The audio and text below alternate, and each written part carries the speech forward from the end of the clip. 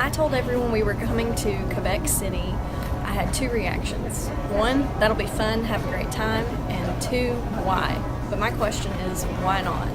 Quebec is full of beautiful architecture, culture, and some of the best French food outside of France.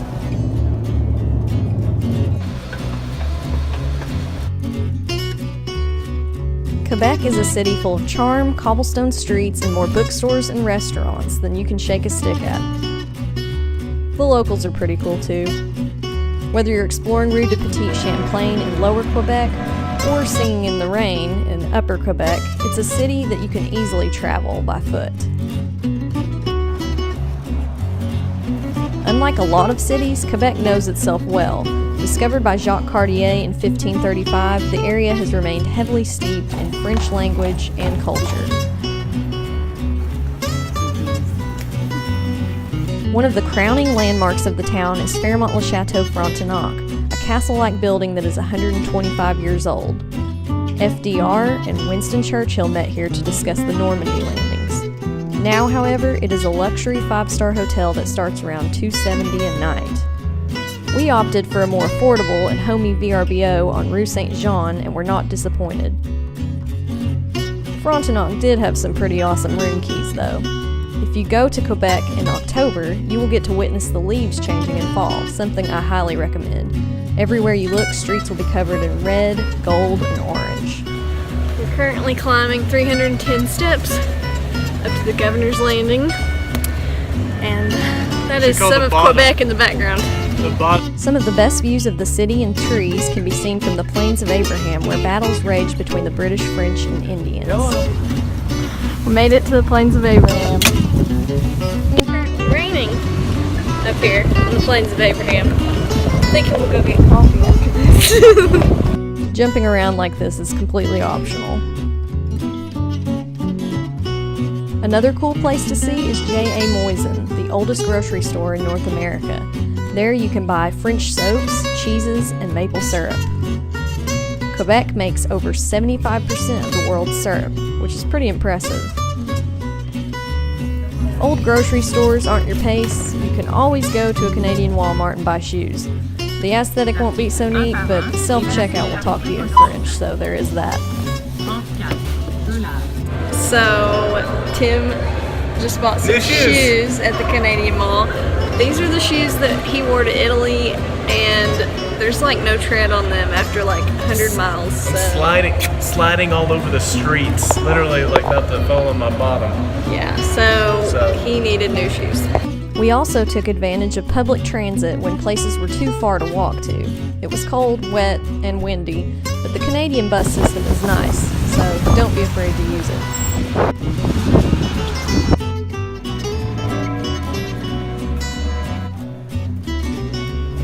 We're walking around Petit Champlain, and Tim and I went to Starbucks. The Starbucks make me look like a tourist. Rue de Petit Champlain, although a little touristy and where cruise ships dock, is also very picturesque and full of local musicians. One night, we went to listen to some local singers at a bookstore down the street from us.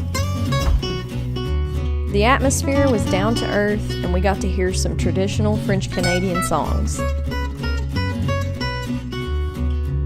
By day or night, Quebec revealed more of itself to us through its busy downtown streets and its natural beauty.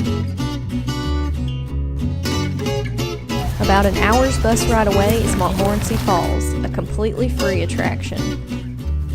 Tim and I are at Montmorency Falls, and they are 100 feet taller than Niagara. So we're getting ready to cross a suspension bridge. This waterfall is stunning, and if you have the time, you shouldn't miss it. Apparently Barbie didn't make it to Montmorency Falls. Sad. Walking through the spray of the falls. It's very cold. It actually feels pretty refreshing. I can't see anything! For the more daring, the falls can be viewed from the bottom, complete with drenching spray, or from the suspension bridge that goes over them.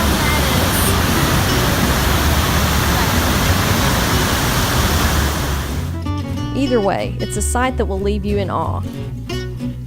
But if nature isn't your thing... What's behind you, Tim? IKEA! We're currently walking to IKEA. That's in the background. It's a tease. It's really close, but it's across the interstate. So we're walking around to get to it. We're making the pilgrimage to IKEA. On this quest for IKEA, I keep feeling like saying follow the yellow brick road. Tim is a lot like Dorothy on the quest to see the Wizard of Oz. I don't know who I am in this scenario. What? Found it!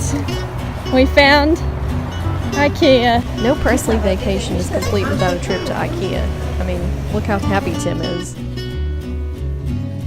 After adjusting to Canadian currency and the language barrier, Quebec felt very familiar, like a friend you've known all your life.